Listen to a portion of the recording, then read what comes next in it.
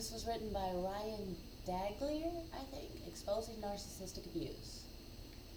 Malignant narcissistic parents intentionally disable the scapegoated child as much as they can get away with, often making it look like the child is the problem in order to cover up their true actions and intentions. They see the scapegoat child as a threat to their control, so they sabotage them in subtle and overt ways.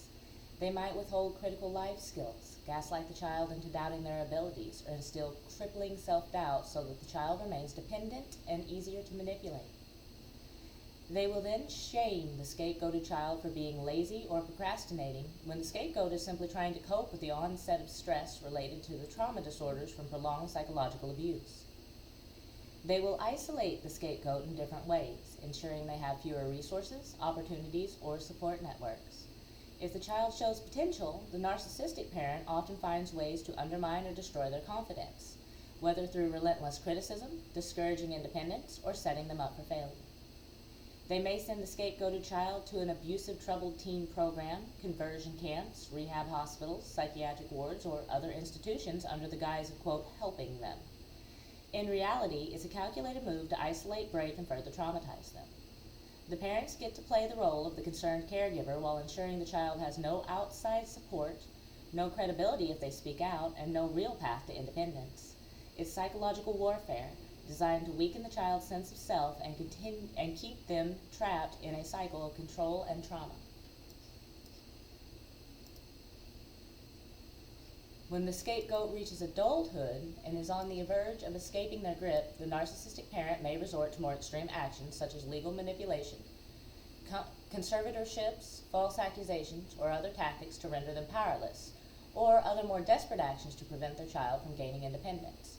In the most extreme cases, the abuse escalates to the point where the scapegoat doesn't survive, either due to direct harm from the narcissistic parent or from long-term effects of the trauma they endured, such as suicide, overdose, or reckless behavior resulting from years of psychological torment.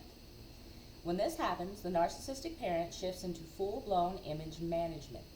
They play the grieving victim, often rewriting history to absolve themselves of any wrongdoing. They might publicly frame themselves as a martyr, as if they're enduring their loss with quiet strength, or they might lean into valor, portraying themselves as a heroic figure who tried everything to help their child but tragically couldn't save them. For the most extreme malignant narcissistic parents, the death of their scapegoat child isn't just an unfortunate possibility. It's something they mentally rehearsed, prepared for, and in some cases even hoped for. They see the scapegoat as a lifelong burden, a source of shame, or a threat to their carefully crafted image. And if that child were to die, it would be the ultimate way to silence them permanently while giving the narcissist an opportunity to play the grieving heroic parent. They practice their speeches, fine-tune the narrative they'll tell others, and make sure they're positioned to gain maximum sympathy when the time comes. They might even drop hints beforehand, making statements like, I've done everything I can, but they just won't listen. Or, I worry every day about what's going to happen to them, laying the groundwork for their eventual role as the tragic, blameless parent. After the scapegoat's death happens due to suicide, addiction, or even a setup, they win in the most perverse way. They get rid of the biggest threat while also becoming the center of attention and sympathy. They can rewrite history however they want, and most people will believe them. If you have family members who are always so god-awful concerned about a specific scapegoated target, but they don't spend time with them, they don't talk to them, they don't really know them or have anything to do with them, but they're always telling you what they think their mindset is, or trying to interpret or speak for them, without ever having talked to or spoken to the scapegoat or that child, that is a big red flag for narcissistic control. This is done often in narcissistic family cults, and it frequently happens, as it was saying, they will misuse things like conservatorships to control the people in that family.